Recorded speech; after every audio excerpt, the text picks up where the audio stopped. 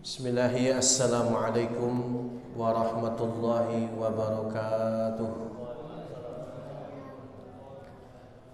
Alhamdulillahi rabbil alamin, wa bihi nasta'inuhu ala umuri dunya waddin. Allahumma salli wa sallim wa barik wa an'im ala nabiyyina Muhammadin sallallahu alaihi wasallam wa ala alihi wa ashabihi ajma'in wa man ittaba'ahum bi ihsanin ila yaumiddin, amma ba'd. Qala Allah ta'ala fil Qur'anil Karim, a'udzu billahi minasyaitonir rajim. Ya ayyuhalladzina amanu taqullaha haqqa tuqatih wa la tamutunna illa wa antum muslimun. Faqala Rasulullah sallallahu alaihi wasallam, ittaqillaha haitsu ma kunta wa bi'is sayyi'atal hasanata tamhuha wa khaliqin nasa bi khuluqin hasan. Jemaah yang dirahmati Allah, alhamdulillah atas karunia Allah, pada kesempatan malam hari ini kita bisa mendirikan salat maghrib berjamaah. Kita duduk sejenak untuk saling berwasiat dalam kebaikan dan kesabaran. Kita akan melanjutkan kajian Sirah Nabawiyah, masih dalam pembahasan dakwah jahriyah. Kali ini kita sampaikan, kemarin kita sudah sampaikan pada pembahasan yang lalu mengenai awal menampakkan dakwah secara terang-terangan. Karakter fase dakwah ini, sunnah ilahiyah untuk meluaskan dakwah dimulai dari keluarga inti ke keluarga dekat. Jadi kalau kita lihat bahwa dalam perjalanan sirah nabawiyah ini dimulai dari sebuah dakwah secara rahasia, dimulai dari keluarga beliau, keluarga inti yang tinggal di rumah beliau. Maka yang masuk Islam pertama adalah istri beliau, kemudian lalu sepupu beliau Ali bin Abi Thalib, lalu Zaid bin Harisah, anak angkat beliau yang waktu itu dia disebut anak angkat atau salah satu di antara budaknya. Kemudian juga dari sahabat beliau yaitu Abu Bakar As-Siddiq radhiyallahu anhu, sampai kemudian seluruh keluarga inti beliau, putri-putri beliau, seluruhnya adalah masuk Islam. Ini keluarga inti. Baru kemudian ketika dakwah jahriyah terang-terangan, dakwah ini meluas. Kemarin kita bahas bagaimana beliau diperintahkan wa anzir ashiratakal aqrabin, dan berilah peringatan kepada karib kerabat yang terdekat. Maka beliau kumpulkan paman beliau, bibi beliau, bahkan kemudian meluas ke bangsa beliau yaitu Bani Hashim atau bangsa Quraisy. Sehingga peristiwa turunnya surat Al-Lahab juga kita sudah sampaikan, ya. Bagaimana Abu Lahab sangat mendustakan dakwah Rasulullah SAW, sehingga Allah membela Nabi SAW dengan turunnya surat Al-Lahab. Orang yang lebih berhak didakwahi adalah kerabat dekat secara keturunan atau nasab atau tempat tinggal, karena merekalah yang paling mengenal da'inya. Jadi sebenarnya dakwah yang benar-benar itu adalah bagaimana dakwah ini disiarkan, disampaikan kepada orang terdekat kita, kerabat kita, saudara-saudara kandung kita. Itu mereka lebih berhak daripada orang lain. Maka sebenarnya kalau kita ingin berdakwah, maka jangan lupakan bagaimana dakwah kepada keluarga, sesulit apapun. Tantangannya kan sudah kita sampaikan. Kadang keluar dakwah kepada keluarga sendiri, kerabat sendiri itu memang lebih susah. Nabi juga kan merasakan seperti itu. Tetapi pelajaran yang mungkin kita harus dapat petik dari fase dakwah ini, bahwa sebelum kita berdakwah terang-terangan kepada orang lain, bagaimana kita kondisikan keluarga kerabat kita yang terdekat. Karena mereka yang paling mengenal da'inya, mengenal kita. Termasuk juga kerabat yang kedekatannya dilihat daripada tempat tinggal, tetangga kita.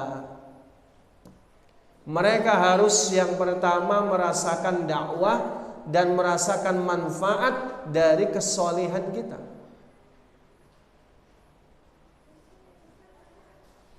Karena sebenarnya kalau orang soleh pasti memberikan manfaat dari akhlaknya yang baik. Maka itu sebenarnya dakwah tersendiri. Jadi kalau kita misalnya dakwah kepada orang lain luar gitu ya, ada tetangga kita yang rumahnya dekat sama kita, kita tidak sentuh. Itu sebenarnya tidak pada fase step dakwah yang benar. Kecuali sudah berusaha, berupaya, hasilnya belum, ya apa-apa. Tapi jangan menutup mata, jangan menutup telinga, jangan menutup pintu dari orang-orang terdekat kita. Kenapa ini penting? Pelajaran dari Nabi Lut dan Nabi Syuaib, bahwa keluarga itu memiliki peran penting dalam menopang dan membela dakwah. Kita lihat Nabi Lut misalnya. Itu pelajaran. Bukan berarti Nabi Lut tidak mampu untuk mendidik anak istrinya, atau kerabatnya, atau kaumnya. Tetapi memang Allah ambil kisah Nabi Lut ini sebagai pelajaran, bahwa dakwah itu harus ditopang dengan keluarga yang saleh. Kalau tidak, sulit untuk bisa ditegakkan. Maka kisah Nabi Lut itu kisah yang pilu, bahwa seorang Lut atau Nabi Lut yang berdakwah, ternyata imro'ahnya, istrinya adalah orang yang pertama menentang. Ya, ini pelajaran sebetulnya, pelajaran bagi kita. Ini kita tidak bagaimana memarginalkan seorang Nabi Lut, enggak. Tapi ini pelajaran. Sebaliknya Nabi Syuaib dari kaumnya Madian, ini berbanding terbalik dengan kondisi Nabi Lut, bahwa Nabi Syuaib itu sama didustakan kaumnya, tapi kerabatnya lah yang membela Nabi Syuaib.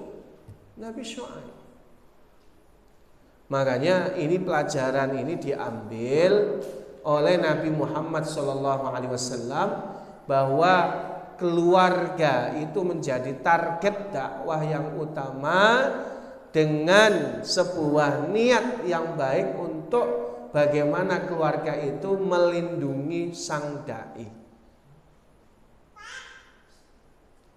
Sebenarnya termasuk di antara kemalangan, kalau ada seorang dai kena musibah, keluarganya mensyukurinya. Oh, rasain. Ini malang sebetulnya. Nggak cocok sebenarnya. Harusnya sebagaimana Rasulullah SAW mengaplikasikan dakwah mulai dari keluarga inti lalu kerabat. Buktinya apa? Nanti akan ada pembelaan Bani Hashim dan Bani Muthalib nanti. Tepatnya nanti ketika terjadi embargo yang dilakukan oleh orang Quraisy kepada Rasulullah dan sahabatnya. Tetapi yang unik, Bani Hashim dan Bani Muthalib yang saat itu belum masuk Islam rela untuk bersusah-susah bersama Nabi sampai kelaparan lebih dari 2,5 tahun. Ini kan ajib ya. Ini suatu yang luar biasa. Suksesnya dakwah Rasulullah. Jadi dakwah itu Pak, suksesinya bukan bagaimana kerabat itu persis sama seperti kita. Enggak. Rasul nggak menargetkan semuanya harus sama persis dengan beliau dan sesuai yang beliau inginkan. Apa yang beliau Rasulullah SAW inginkan itu? Inginnya semua Bani Hashim masuk Islam sejak dini kan. Ini kita katakan mungkin level utama, level satunya itu Nabi menginginkan Abu Thalib yang masuk Islam. Nabi juga menginginkan paman-pamannya masuk Islam. Nabi menginginkan seluruh Bani Hashim, Bani Muthalib semuanya adalah masuk Islam. Tapi yang masuk Islam dari Bani Hashim dan Bani Muthalib itu tidak banyak. Tidak banyak. Jadi apakah dakwah Rasulullah SAW itu gagal? Tunggu dulu. Grade yang pertama mungkin saja tidak berhasil. Tapi minimal Pak, kalaupun kerabat itu tidak sama persis seperti kita, minimal ada kesan yang baik dari kerabat kepada kita. Itu loh. Bani Hashim memang tidak masuk Islam seluruhnya, tapi mereka mengakui kebenaran Rasul, kejujuran Rasul, kebaikan Rasulullah Sallallahu Alaihi Wasallam, sehingga mereka tidak merasa ragu dan sungkan untuk bahasanya susah bareng bersama Rasul. Itu keberhasilan Pak. Jadi berhasilnya kita dakwah kepada keluarga kita bukan berarti harus seperti apa yang kita inginkan seluruhnya levelnya satu semua. Yang pengennya persis sama seperti kita. Enggak. Ada level-levelnya. Syukur memang bisa seperti kita dan lebih baik, alhamdulillah. Tapi kalau tidak bisa, minimal mereka tidak memusuhi kita. Jadi jangan sampai ada seorang ikhwan, dia ingin mendakwakan Islam, tapi dia menjadi musuh nyata bagi keluarganya sendiri gitu. Bukan karena persoalan substansi dakwahnya, tapi perangai akhlak dan kebaikannya nggak terasa di tengah keluarganya. Bahkan kalau Nabi SAW itu kan sudah terkenal bagaimana beliau menyambung silaturahim, bagaimana beliau menyantuni anak yatim, bagaimana beliau itu ya bersedekah kepada orang-orang karib kerabat yang terdekat yang sedang kesusahan. Itu terkenal itu. Nabi itu terkenal kedermawanannya, kejujurannya, ya, amanahnya terkenal sekali. Keluarga merasakan manfaat dari keberadaannya. Maka walaupun Bani Hashim dan Bani Muthalib ya, itu tidak semua atau bahkan tidak banyak yang masuk agama Islam, tapi mereka setia membela Rasulullah Sallallahu Alaihi Wasallam, menyampaikan kebenaran tanpa membenturkan ideologi. Ini karakter dakwah terang-terangan pada saat itu. Menyampaikan kebenaran tanpa membenturkan ideologi. Apa maksudnya? Jadi ketika berdakwah bahwa dakwah itu bukan benturan yang diinginkan.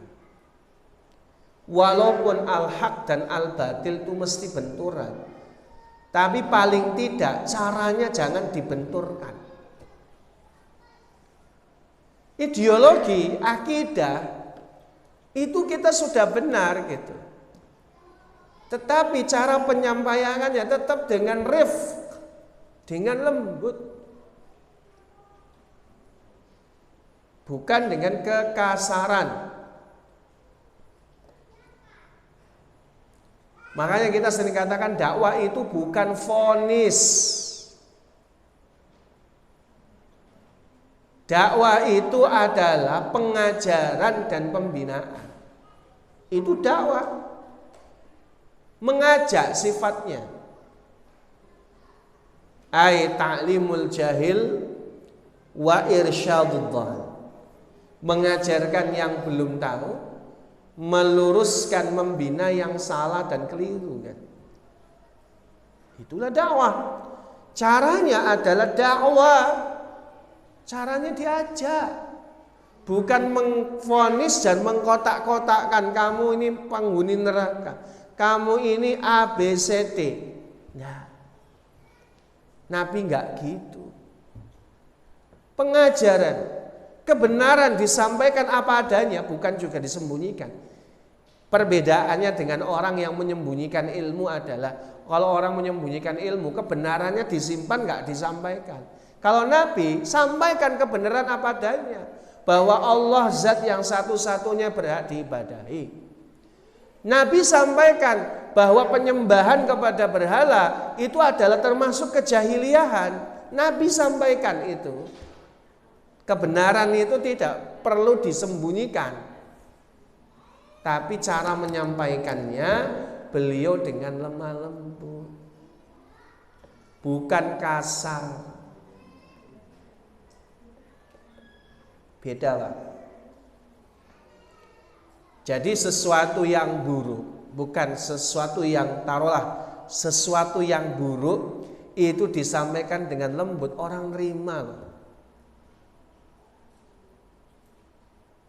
Ajakan untuk maksiat itu lembut. Ngajak maksiat aja orang tuh dengan kelembutan loh. Ngajak maksiat itu orang ngajaknya pakai kelembutan, strateginya. Bagaimana orang diambil hatinya. Apalagi menyampaikan kebenaran. Makanya kita katakan bukan benturan yang jadi titik tolak. Dakwah ini bukan untuk bagaimana terjadi benturan dan kemudian bentrokan. Tidak. Dakwah ini adalah memang pengajaran, pembinaan. Itu dakwah. Gaya berdakwah bukanlah tauqifi. Jika tidak perlu naik bukit untuk menyeru kaumnya, ya enggak perlu.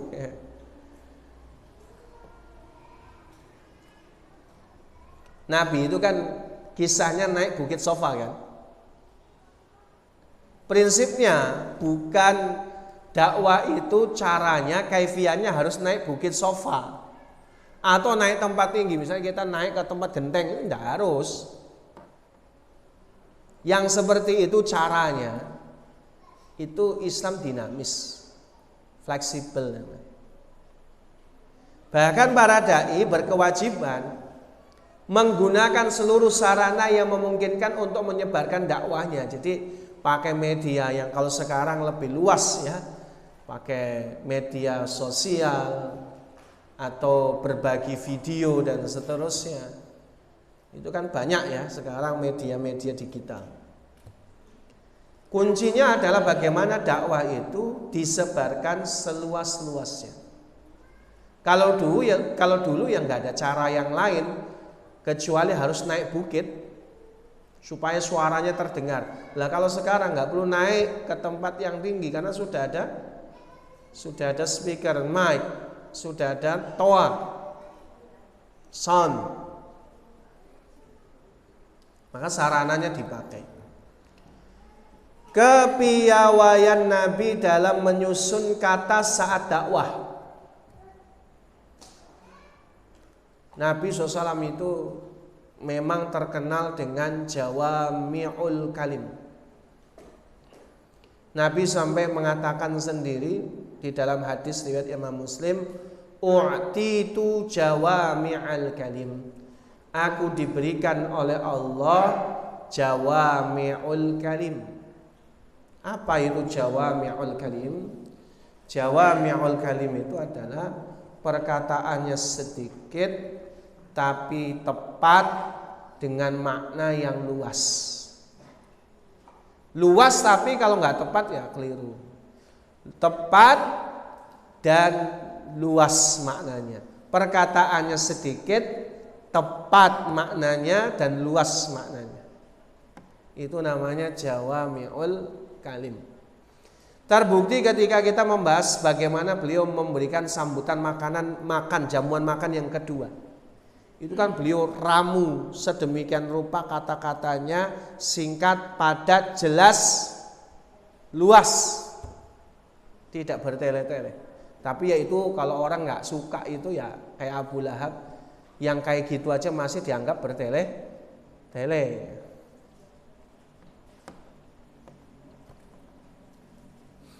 Pelajarannya yang tersirat, walaupun kita tidak mungkin seperti Rasul jawami'ul kalim, tapi memang seorang dai itu dia harus pintar merangkai kata, memilih kosakata yang tepat untuk disesuaikan dengan mukhotobahnya atau disesuaikan dengan mustami'nya, disesuaikan dengan para pendengarnya. Jadi seorang dai selayaknya memiliki kemampuan mumpuni dalam berbahasa, terlebih dalam menyampaikan dakwah. Jadi sekarang ini kan juga kalau yang di video itu orang mungkin kalau ini rekaman 40 menit dengerin dari A sampai Z itu jarang. Khususnya yang laki-laki jarang banget. Kalau yang ibu-ibu masih bisa dengerin dari A dari mulai start sampai finish tuh ibu-ibu masih bisa. Tapi kalau yang ikhwan itu kayaknya sudah mumet duluan.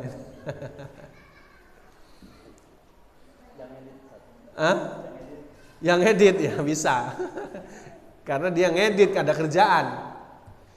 Makanya yang penting itu kadang-kadang kalau yang bagi yang edit video, konten kreator itu bagaimana caranya momen-momen yang penting, kalimat-kalimat penting dipotong, bahkan speednya agak dicepetin biar enggak lama. Dan ternyata kalau short video kayak gitu ya, video pendek gitu itu banyak yang nonton.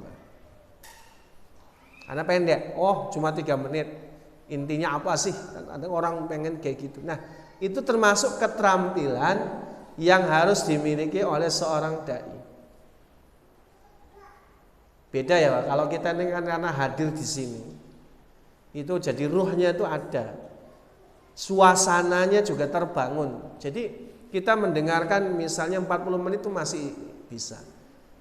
Tapi kalau tadi kita katakan kalau nonton di video belum bisa, belum tentu bisa. Ujian yang menimpa sesuai dengan derajat seseorang. Semakin tinggi derajat seseorang, semakin besar ujiannya. Maka kita katakan bahwa ujian itu seiring dan berbanding lurus dengan keimanan seseorang. Ketika Allah Ta'ala berfirman di dalam surah Al-Ankabut, ya, hasiban nasu ayyutraku ayyaqulu amanna wa hum la yuftanun. Apakah manusia itu dibiarkan mengatakan kami beriman padahal mereka belum diuji? Kata iman dan uji di situ berbanding lurus. Semakin tinggi iman seseorang, semakin tinggi derajatnya di sisi Allah. Semakin tinggi derajatnya di sisi Allah, semakin tinggi pula ujiannya. Maka ketika Nabi itu ditanya oleh Abdullah bin Mas'ud radhiyallahu anhu, atau dalam riwayat sahabat yang lain, yaitu Nabi pernah di sana ditanya, man asyaddu al-bala, man asyaddu bil bala, siapa, man asyaddu nasi bil bala, siapa manusia yang paling banyak mendapatkan ujian. Maka jawaban Rasul kan al-anbiya, para nabi. Summal amsal fal amthal. Kemudian yang semisalnya dan semisalnya. Jadi yang paling banyak mendapatkan ujian itu para nabi. Para nabi. Di antara para nabi ada di sana ulul azmi minar rusul, yaitu para rasul yang diberi gelar ulul azmi. Jadi para nabi saja ada level ujiannya. Yang tingkatan tertinggi level ujian yang diterima oleh para rasul ulul azmi. Mereka yang memang para nabi dan para rasul yang teruji azamnya, tekadnya untuk berdakwah. Di antaranya ada Nabi Nuh, ada Nabi Ibrahim alaihissalam. Berat-berat kan itu ujiannya. Nabi Nuh berat, dakwah sampai 950 tahun ya. Pengikutnya cuma 80 total. Berat. Nabi Ibrahim berat. Dari kecil sudah lawannya Namrud kan ya. Belum lagi ujian-ujian yang lain. Bagaimana beliau meninggalkan keluarganya di Mekah, ketemu Ismail suruh sembelih, kan banyak sekali ujian. Nabi Musa, Nabi Isa, dan yang paling berat di antara ulul azmi jelas Nabi Muhammad sallallahu alaihi wasallam. Nabi Nuh berat, tapi fisik beliau tidak cedera sama sekali. Nabi Ibrahim berat, tapi Nabi Ibrahim diselamatkan Allah. Api yang harusnya panas jadi padam, tidak tergores kulitnya. Nabi Musa dikejar-kejar sama Fir'aun, Allah selamatkan dengan ditenggelamkannya Fir'aun ke dalam Laut Merah, dan Nabi Musa selamat. Nabi Isa dikejar-kejar Romawi dan Yahudi, Allah juga selamat, angkat ke langit yang pertama. Nabi Muhammad SAW, beliau harus bercucur darah. Ini Nabi spesial. Nabi untuk berdakwah ke Taif dilempari batu, bercucur darahnya dari pelipisnya hingga mengalir ke betisnya. Bagaimana perang Uhud, apalagi kan? Gigi beliau tanggal, pipi beliau bolong, pelipis bocor, lutut juga hancur karena masuk lubang seorang Nabi Muhammad SAW. Makanya sakitnya beliau saja 2 kali lipat daripada sakitnya manusia biasa. Maka Nabi SAW itu diberi penyakit an-nukhas. Dalam satu riwayat an-nukhas itu adalah demam yang tinggi, tertinggi di zaman itu, mengalahkan huma. Huma itu juga demam, tapi an-nukhas lebih tinggi lagi. Dan Nabi 2 kali lipat nukhasnya. Makanya kalau kita katakan itulah ujian seorang yang punya kedudukan tertinggi di sisi Allah, ujiannya pun tertinggi. Maka keliru kalau ada orang mengatakan saya makin beriman. Saya kan sudah beriman, saya sudah sholat, saya sudah puasa, bahkan saya suka ikut kajian. Mestinya kan saya nggak usah dikasih penyakit, mestinya kan aku nggak usah dikasih musibah. Lah, mendingan penyakit itu dikasih sama itu tuh, yang para koruptor itu. Kan mungkin analoginya gitu kan. Dulu pun sama. Dulu ada sahabat yang juga sama datang kepada Rasul.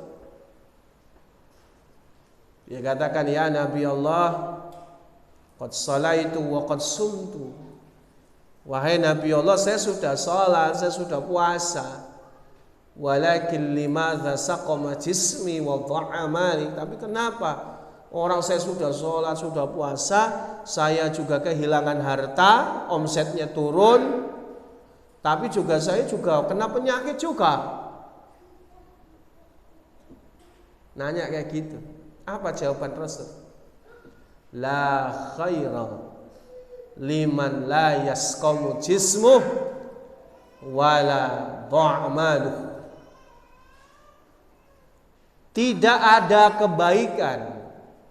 Kalau bahasa terjemahan bebasnya saya, nggak ada baiknya orang yang nggak pernah sakit, orang yang tidak berkurang hartanya.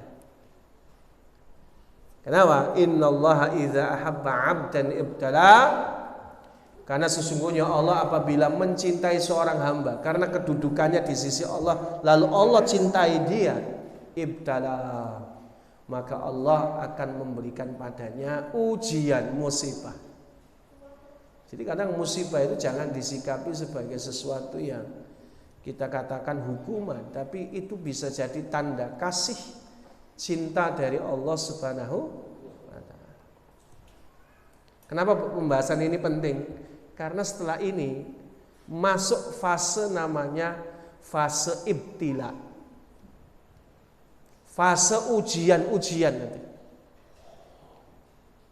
Isinya nanti bagaimana Nabi dan para sahabat mendapatkan ujian keimanan, mempertahankan imannya. Karena dakwah terang-terangan ini hasilnya itu adalah ujian, musibah.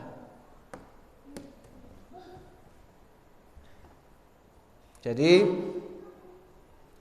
ujian yang menimpa sesuai dengan derajat seseorang. Semakin tinggi derajat seseorang, semakin besar ujiannya. Sejak Safa dakwah beliau bergema di seantero Mekah. Jadi begitu beliau naik bukit Safa dalam pembahasan kemarin, Mekah gempar, bergetar, dakwah bergema di sekitar Mekah. Kemudian turunlah ayat 94 dari surat Al-Hijr. Allah Ta'ala berfirman, fasda' bima tu'mar wa a'rid 'anil musyrikin. Maka sampaikanlah olehmu secara terang-terangan segala apa yang diperintahkan kepadamu dan berpalinglah dari orang-orang yang musyrik. Wah, ini luar biasa. Syekh Dr. Al-Ghadban, Munir Al-Ghadban nama aslinya, kata wa a'rid 'anil musyrikin maknanya adalah berdakwah menjelaskan al-haq tanpa menghiraukan musuh agama.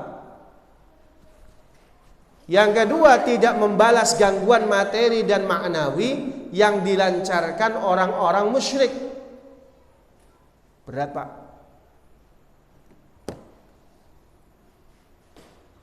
Berat ini. Jadi ayat yang bermakna wa a'rid 'anil musyrikin, berpalinglah dari orang-orang musyrik. Bahwa ketika Nabi menyampaikan dakwah mesti ada lawannya, musuhnya. Pak, semua orang itu pasti punya musuh. Pasti. Maka ketika Allah Ta'ala mengatakan walaqad ja'alna min kullin nabiyyin aduwa, kami jadikan setiap para nabi pasti punya musuh. Pasti. Nabi loh, Pak. Sebagus-bagusnya orang loh Nabi Muhammad itu. Sebagus-bagusnya akhlaknya, kepribadiannya, tapi ya namanya ketika dia berdakwah menjelaskan kebenaran, kebatilan pasti meradang. Pasti jelas. Maka dakwah yang benar itu dakwah ketika menyampaikan kebenaran, kebatilan, kebakaran jenggot. Nah, itu baru dakwah yang benar. Kalau dakwah kemudian mendakwahkan, lah kebatilan support, nah ini ada masalah ini. Problem itu dakwahnya.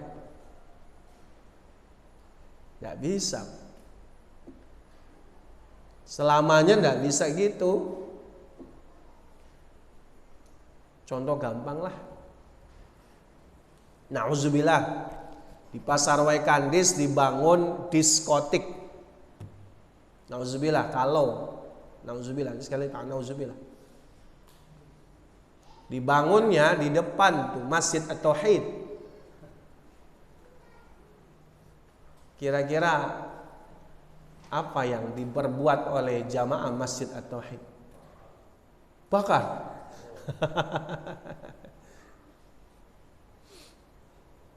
Paling tidak kan sampaikan kepada RT-nya dulu kan, sampaikan. Loh ini gimana kok bisa ada tempat maksiat di tempat kita orang-orang beriman?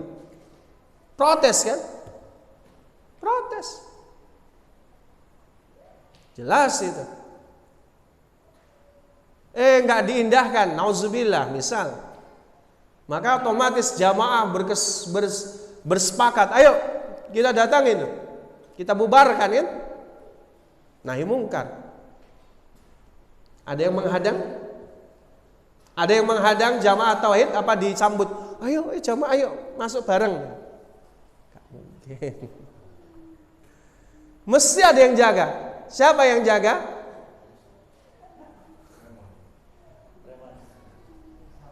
Ya mereka yang hidupnya di sana kan, mau dia yang satpamnya, mau dia yang premannya, yang memang punya laba dan keinginan untuk di situ kan, otomatis bentrok kan. Jamaah tauhid dalam kebenaran melawan kebatilan, kebatilan yang lawan kebenaran itu sudah sunatullah. Yang namanya kebenaran dan kebatilan itu yang mesti bentrok gitu. Mesti bertolak belakang, nggak bisa bergandeng tangan, nggak bisa. Namanya kebatilan. Ya kalau dia bangun gitu kan, di tengah padang pasir, bodoh amat. Yang nggak dekat sama pemukiman, ini dekat dengan pemukiman. Bagaimana nasib anak-anak kita? Kita sederhana kan? Bagaimana nasib pemuda-pemuda di sekitarnya? Belum ancaman narkobanya kan gitu. Maka berat. Maka ya wajar kalau kebenaran yang disampaikan, dijelaskan menghasilkan musuh-musuh agama. Itu sudah biasa, sunnatullah. Tinggal pilihannya manusia mau menjadi waliullah apa mau jadi wali setan gitu loh. Pilihannya kan begitu. Mau menjadi ahlul haq apa menjadi ahlul batil. Ini karakter dakwah terang-terangan tuh gitu. Pilihannya. Saya mah milih dua-duanya, ahlul haq dan ahlul batil, setengah batil, setengah hak. Ya padha wae batil. Ibarat air minum ini jernih, campur 1 sendok air comberan, mau diminum? Tidak mau, sudah tercemar. Makanya kalimatnya liyuhiqqal haqqa wa yubtilal batila walau karihal musyrimun. Yang hak itu hak, yang batil itu batil, itu jelasin.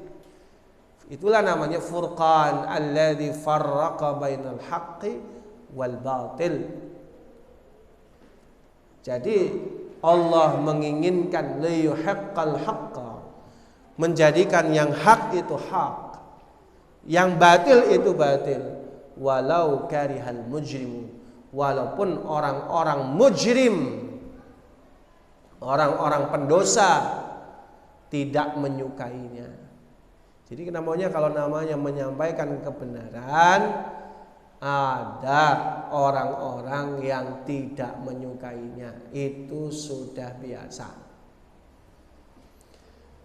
Tapi yang lebih luar biasanya nih Pak, saat itu Nabi SAW diperintahkan wa'arid anil musyrikin, maknanya bahwa tidak boleh membalas. Karakter fase dakwah terang-terangan itu Pak, nggak boleh balas. Ketika Allah berfirman wa kuffu aydiyakum anhum, tahan tangan-tangan kalian dari mereka. Wah, ini lebih berat Pak. Dipukul nggak boleh balas, disiksa nggak boleh balas. Ini yang berat. Jadi kalaupun ada gangguan materi, ada gangguan maknawi yang bersifat fisik, umat Islam tidak boleh balas. Maaf, Umayyah bin Khalaf, nanti cerita nanti tentang Bilal. Ini menyiksa Bilal bin Rabah. Kira-kira kuatan Umayyah bin Khalaf apa Bilal? Bilal fisiknya. Umayyah sudah tua, Umayyah bin Khalaf itu. Maka dikisahkan Umayyah bin Khalaf itu payah dia nyeret Bilal bin Rabah sampai ke tangan itu, payahnya luar biasa. Dicambuk setiap hari, enggak berubah-ubah. Sudah ngos-ngosan itu. Maka di hari terakhir dia nyiksa Bilal, itu di rumahnya dia berharap ada orang yang memerdekakannya. Walaupun dengan 1 dinar dia bebasin. Kalau ada yang membebasin, datang Abu Bakar bebasin dengan 10 uqiyah emas. Kata Umayyah bin Khalaf, Abu Bakar, kalau kamu, ini sudah deal ya, uang sudah dia terima itu. Kalaulah kamu mau menebusnya 1 dinar, saya lepas. Saya capek untuk nyiksanya. Itu kan Umayyah bin Khalaf ya. Fisiknya udah terkeras, tapi kan memang dilarang balas. Beratnya di situ Pak. Kalau kita misalnya boleh balas itu kan minimal, misalnya ditempeleng kita balas tempeleng 2 kali kan. Tapi ini nggak boleh balas. Itu yang lebih berat, ya, lebih berat. Karena waktu sudah Isya, berarti sudah sampai di sini perjumpaan kita. Ya. Kayaknya cepet banget waktu kita ini. Ya mudah-mudahan pembahasan yang akan datang jelas lebih seru sebenarnya. Bagaimanakah kisah selanjutnya ya? Rasulullah SAW merespon segala semua ini. Dan kenapa sih sebenarnya orang-orang Quraisy itu menolak dakwah Rasul? Problemnya apa? Apakah Rasul kurang baik? Jawabannya nanti insyaallah pada kesempatan yang akan datang. Barakallahu fikum, wallahu a'lam bishawab. Waktu dan tempat kami kembalikan. Assalamualaikum warahmatullahi wabarakatuh.